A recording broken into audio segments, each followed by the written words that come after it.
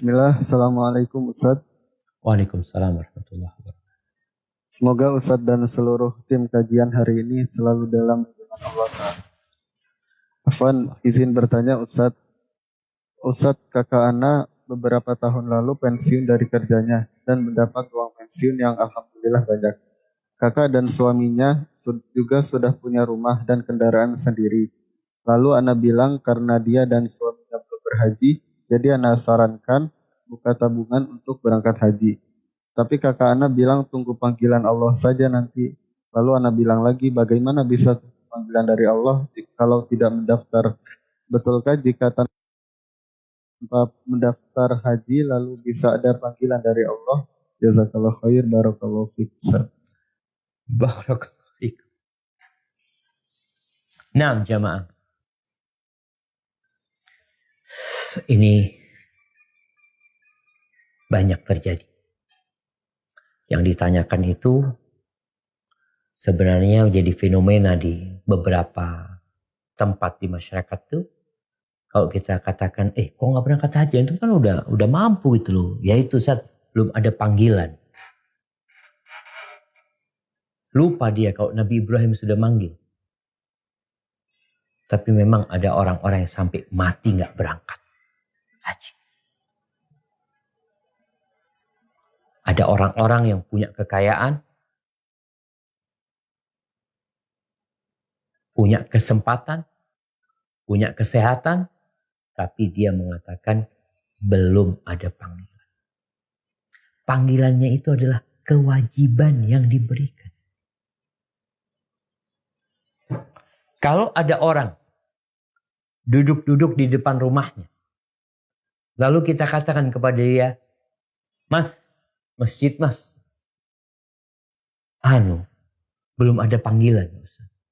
Gimana belum ada panggilan? Dari tadi dipanggil hayya 'alas shalah, nggak dengar dia.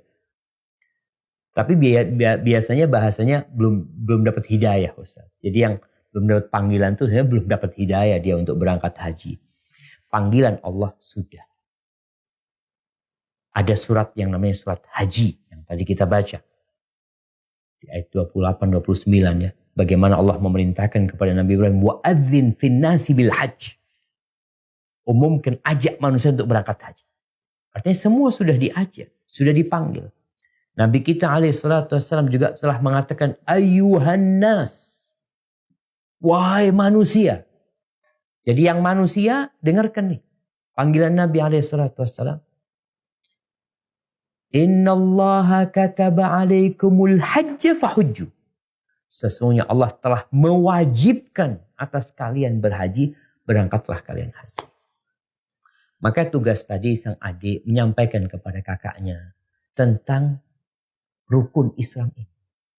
Haji ini kewajiban. Rukun Islam bagi yang mampu. Kalau kakak nggak mampu, nggak wajib. Sampaikan kepada dia. Kakak nggak wajib. Kemudian kita tahu ancaman buat orang-orang yang mati tidak berhaji. Yang menunda-nunda sampai ajal menjemput dia. Padahal dia punya keluasan. Maka sampaikan kepada dia tentang hukum. Setelah itu sampaikan tentang keutamaan. Karena kadang-kadang orang hukum udah tahu warna hukumnya. Tapi dia belum tertarik karena belum melihat adanya fadilah-fadilah keutamaan-keutamaan. Kalau dia dengar hadis Nabi SAW mengatakan tabi'u bainal haji wal umrah. Ikuti haji dengan umrah, umrah dengan haji. Jangan berhenti kita berangkat ke Baitullah. Fa innahuma yanfiyanil kufra wal faqr. Sesungguhnya ibadah haji dan umrah itu ibadah yang menghapuskan kekafiran dan kefakiran. Artinya jangan takut engkau berangkat haji duitmu habis. Orang kan berpikir dapat uang pensiunan besar, warna berangkat haji berkurang banyak nih. Ahsan anak puter, anak investasikan. Sejatinya engkau berangkat umrah dan haji sedang berinvestasi. Tapi investasinya yang tidak ada kerugian di dalamnya. Mungkin itu yang perlu dilakukan seorang adik. Jadi bukan sekedar menyampaikan hukum, tapi menyampaikan tentang keutamaan-keutamaan yang semoga kakaknya kemudian termotivasi untuk berangkat haji. Jadi memang ada orang jemaah tahu hukum tapi belum tergerak. Ini cerita yang pernah Ana ceritakan, cerita seorang dokter kepala rumah sakit di Jakarta. Bagaimana dia pulang dari rumah sakit bersama istrinya, nganterin istrinya beli bunga ya di pinggiran jalan di Jakarta sana. Dia nggak turun. Dia jangan ditanya mobil punya, rumah punya, Masya Allah. Dia lihat istrinya lagi belanja, ternyata yang jual itu pakai topi haji. Pakai sarung, pakai kaos oblong ya. Orang-orang Betawi itu Masya Allah. Dulu jemaah yang pakai topi haji itu hanya yang sudah haji. Makanya disebut topinya peci apa? Peci haji. Kalau sekarang kan semua orang pakai peci. Maka si dokter itu mengatakan dalam hatinya, apa benar nih orang sudah berangkat haji? Turunlah dia. Karena dia penasaran. Ngobrol sama penjual ini, Bapak udah berangkat haji. Dia mengatakan, Alhamdulillah sudah 2 kali kata dia.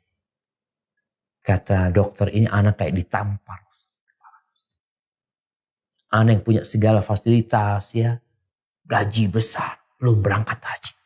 Akhirnya anak balik ke mobil, anak ngomong sama istri, besok daftar haji. Dan dia daftar haji. Maka kita perlu melihat ya, ada orang-orang yang ceritanya tukang sayur berangkat haji, penjual kerupuk berangkat haji, tukang bubur berangkat haji. Masa engkau yang punya uang berlebih tidak berangkat haji? Mau dibawa kemana tuh duit? Hadza wallahu a'lam bishawab. Surau TV, inspirasi keluarga Islami.